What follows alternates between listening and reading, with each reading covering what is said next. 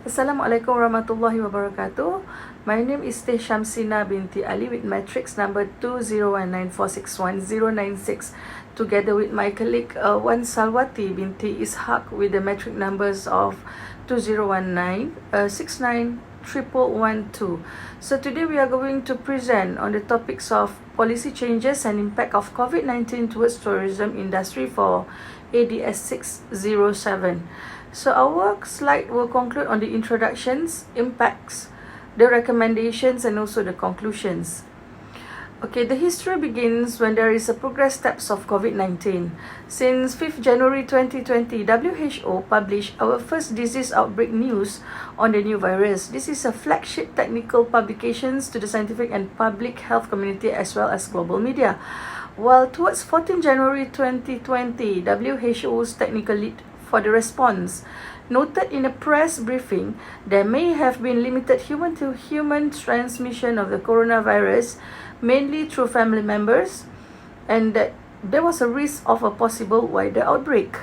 On the 22nd to 23rd January 2020, the WHO Director General convened an emergency committee under the International Health Regulations to assess whether the outbreak constituted a public health emergency of international concern. On the 11th March 2020, deeply concerned both by the alarming levels of spread and severity and by the alarming levels of inactions, WHO made the assessment that COVID-19 can be characterized as pandemic. And on the 18th March 2020, WHO and partners launched the Solidarity Trial, an international clinical trial that aims to generate robust data from around the world to find the most effective treatments for COVID-19. The introduction, COVID-19 in Malaysia.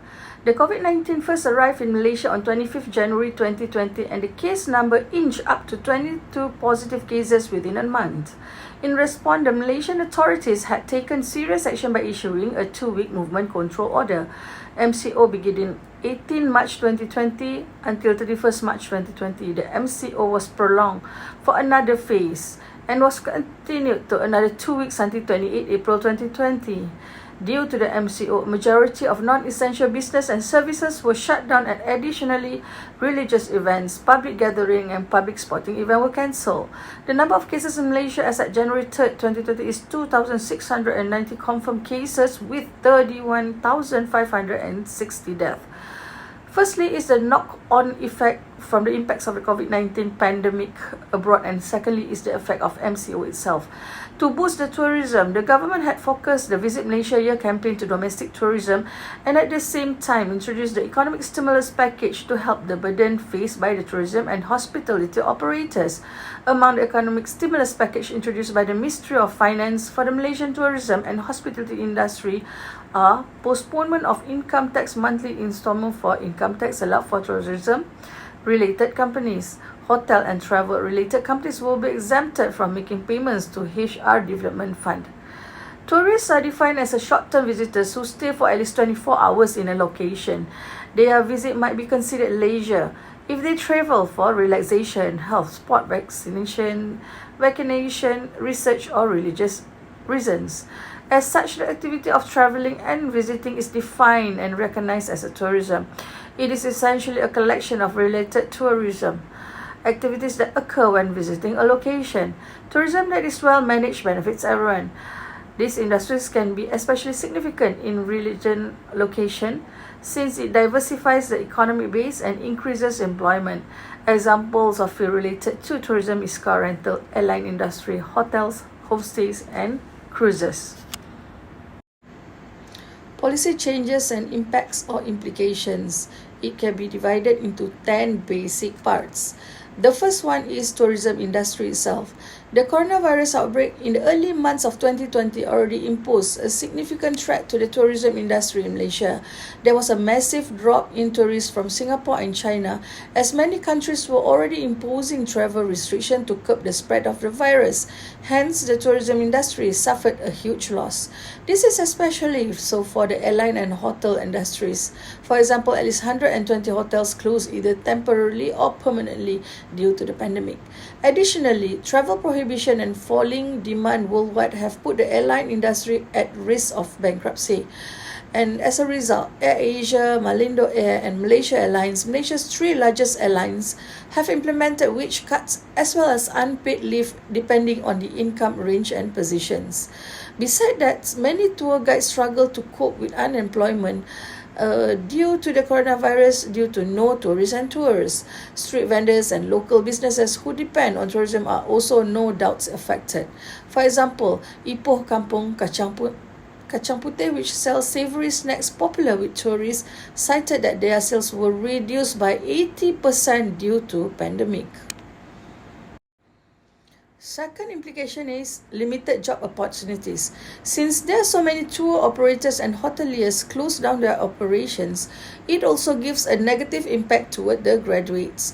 Graduates are in difficult position now where job opportunities in this industry are very limited. Definitely, graduates will be facing difficulty in getting jobs related to tourism and hospitality positions. Temporary closing or cease operation of many tourism and hospitality organizations, graduates limited no options to be employed in the industry. Too many businesses are running on low cash flows and reserves. Consequently, the graduates don't have the luxury as the current job market is horrendous, and I think it will get worse before it gets better. Well, the third implication would be the aviation itself. Airlines have had to drastically reduce and in some cases ground their fleets and cease their activities, with extreme impacts on the short term on employees and dependent activities. International Civil Aviation Organization ICAO indicate that the fall in scheduled international passenger traffic during 2020 will equate to a reduction between 44 to 80% of international passengers.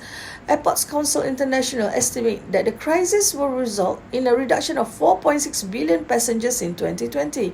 This will have a knock-on effect on airports, which could face a global loss of USD 97 billion. IATA expect recovery in the air travel to lag economy recovery with no uptick before 2021. Some airlines which had grounded flights such as Ryanair have announced plans to restart flight operation at a reduced capacity, while Emirates it has introduced COVID-19 testing prior to boarding. Next is cruise. Cruise lines have faced the double challenge of ensuring visitors and worker safety, as some cruises were not able to disembark and repatriate clients, and losses in bookings and revenues. In the United States, no sail order had been extended, following an extended period where a number of cruise ships remained at sea, while seeking to secure permission to berth and disembark passengers. CLIA reported that only 7 of its members' cruise ships remain at sea on their way to port. The fifth implications are railways. As people movement is limited or discouraged, including in countries which are easing restrictions, railways are seeing significant drops in revenues and passengers. The sixth implication is tour operators. Tour operators have reduced or halted operation until further notice at the pace at which the situation evolved increased organizational complexity across administrative boundaries. Having suspended all activities in the earliest, TUI Group announced it was ready to resume activities and indicated that forward bookings for summer 2021 were performing strongly. Next is airlines. With the COVID-19 crisis impacting all parts of the world, air transport is impacted due to the pandemic. Country, corporate, and individual travel restrictions have resulted in unprecedented disruption to schedules. Thousands of aircraft grounded, and airports are empty. It is estimated that Malaysian airline passenger traffic has declined by around 85%. The aviation supply chain has been similarly impacted, and this in turn will have a flow-on effects on the complete aerospace industry. The COVID-19 outbreak has hit airports hard, which could stall development in emerging markets. As a result, air travel has fallen supply sharply, which has been prompted airlines to cut capacity. Many have been closed by government to contain the spread of the virus. The result is a sharp fall in revenues. Net impact is on the employment. Many hotel operators have been able to scale down their labor costs significantly through reduced hours or the use of government support to furlough sections of their staff. The boost this provided to liquidity has been hugely beneficial to large part of the industry, but also creates a number of potential issues. We are working with owners and operators to create strategies for reopening by looking at their ROI and determine what staff levels they need to retain to operate profitably. With fewer staff in all parts of the businesses, internal control consideration need to be a priority for management teams. The hierarchy of responsibility may be different, but it is critical that internal procedures for approval and risk management are still effective. Evidence documenting approvals may look different to those pre-COVID due to virtual conversations and electronic reviews as a result of increasing levels of home working. Moving forward is the liquidity. The immediate challenges for hotel owners and operators have been cash flow management and forecasting. Businesses that will capitalize with healthy balance sheets have a distinct advantage when it comes to withstanding a sharp drop in revenue and a potentially longer term period of depressed demand. For hotel managers and owners, the focus will be on increasing liquidity and reducing cash requirements. This will necessitate a thorough examination of all pre-COVID expenditure. There are a number of factors that make cash flow forecasting difficult in the current climate. Firstly, what will happen once lockdown and travel restrictions are lifted is still unclear. We may have a period of muted demand as cautious consumers stay away and the continuation of social distancing measures requiring reduced room occupancy and increased cleaning costs could significantly impact revenue and operating costs.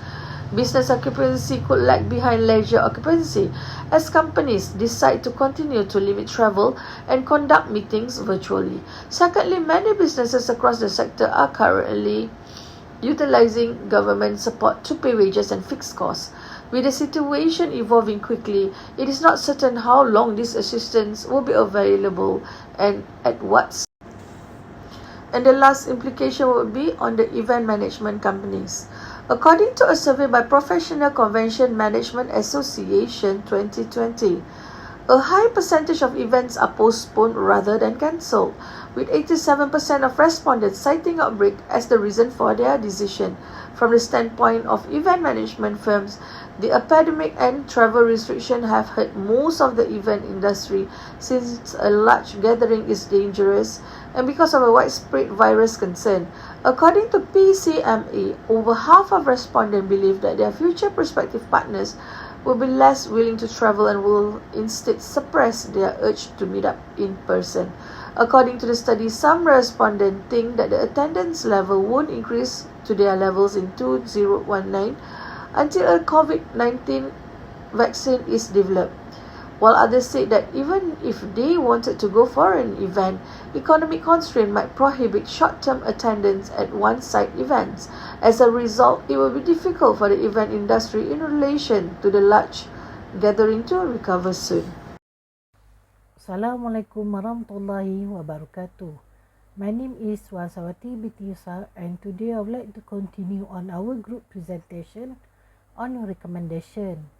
First is government support for more sustainable and resilient tourism economy.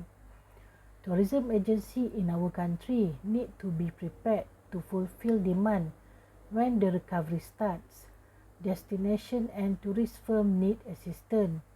It will be crucial to engage with tourism-related firms to ensure that they remain viable when the support programs are over and are already addressing the crisis' long-term effect. Measures should be more closely tied to overarching environmental, economic and social goals. Malaysian travel agencies should provide services in line with modern trends. This is due to how quickly the travel trend changed following the COVID-19 epidemic. The most recent trend in tourism is for travelers to to be picky about destinations that provide an engaging and distinctive experience. Focus activities such as climbing, photography and kayaking started to gain popularity among visitors in Malaysia as vacation destinations based on nature become more popular. Previously, the travel agencies only focusing on Umrah packages before COVID-19 outbreaks. As a result, now the travel agencies began to offer domestic tourism services and packages, and these packages still continuing due to customers' demand. Other services provided by the agencies are from different industries in the economy, such as healthcare, hospital and clinics, for those who are looking for cheaper medical treatment compared to their own country. Second recommendation is industry player towards digitalization. It can be seen that the transition from traditional methods to digital approaches gaining momentum, especially in the COVID-19 outbreak. The Director General of the Malaysian Productivity Corporation (MPC) stated the need for players in the tourism industry to adopt digitalization in order to improve their productivity and gain a competitive advantage in the market. The transition is seen to occur in the promotion of the agency and not to the throughout operation of the agency. Among the initiatives carried out by the Selangor State Government with Selangor Tourism through close cooperation through the State Economic Recovery Plan, innovation and strategy implemented is a webinar with tourism industry activists, the virtual tour series Selangor Tourist Spot, CSR programs, TikTok live session and focus organizing tourism talk. The said campaign received a response with over 20 million hits since the launch of. Third recommendation is ecological protection. Unguarded protected areas and the diverted attention of government has led to a rise in nature-based crime. With the decline in wildlife tourism, revenue streams for conservation have also dried up. Stringent laws for biodiversity protection and illegal activities are needed. To protect the ecological balance from tourism, governments can consider increased focus and investment in capacity buildings and training, inclusion of sustainability taxes for tourists, protecting sensitive community and indigenous peoples area from exploitation, and including scientific framework for policy formulation. Fourth is improve infrastructure. Infrastructure for waste management need to be improved, and all public places must have provision for the safe disposal of biomedical waste. Increasing access to clean water and sanitation services, along with the promotion of good hygiene practices like hand washing, will also help to stop the spread of communicable diseases. Incentive must also be made to internet service providers to improve connectivity in tourist destinations. Fifth is local tourism. When tourism resumes, domestic travel will be the focus, putting destination under the dangers of mass tourism in which the number of incoming tourists exceeds a destination's capacity to hold them. Vietnam will be the first country in Southeast Asia to resume domestic travel with discounted packages and promotion aimed at building demand. Other countries are also focusing on a few prime locations for attracting tourists. Rebuilding the tourism sector and providing tourists with rewarding experiences must be done by exploring alternatives to mass tourism such as sustainable rural tourism, nature tourism and theme-based circuit tourism. The severe acute respiratory system, or SARS, is one instance that the sector is looking into for guidelines. Prior to the disease being formally confined, it took the World Health Organization roughly 4 months to issue a global alert regarding SARS. It also took the organization nearly 5 months to finish reporting on new cases. Travel and tourism are impacted because tourists, who were mostly affected in the early phases of the epidemic, inadvertently become the pandemic carriers. The SARS outbreak in 2003 caused travel anxiety due to its novelty, ease of transmission, and speed through jet travel together with extensive media coverage. The tourism industry was significantly impacted by the psychological effect of SARS, as well as travel restrictions put in place by numerous national and international agencies. Strong international public health system, efficient global monitoring system, comprehensive health services, and information that can be quickly deployed across national boundaries are required to contain the spread of the virus. There is no way any of this will be convenient. The initial expense will be high. It would be necessary to exceed the government forecast for the budget deficit. Making difficult decisions about future tax revenue increases is crucial, but the middle class or those in lower socio-economic status may not necessarily have to pay these expenses. Furthermore, a variety of job outbreaks and business closure will be inevitable even with significant and brave attempts to lessen the impact on people and businesses. However, the cost of inactivity or even insufficient action is considerably greater and much more terrifying. Eckstein 2020 mentioned that according to aviation researchers at Air Insight, the SARS outbreak cost airline $10 billion, and it was at a period when the global trade wasn't as advanced as it now. If the COVID-19 outbreak also takes 9 months to transition to the recovery stage, the aviation and airline industries will be most negatively impacted. It will also take longer for hotels and tourist destinations to fully recover and return to operation at the level prior to the disease outbreak. Thank you.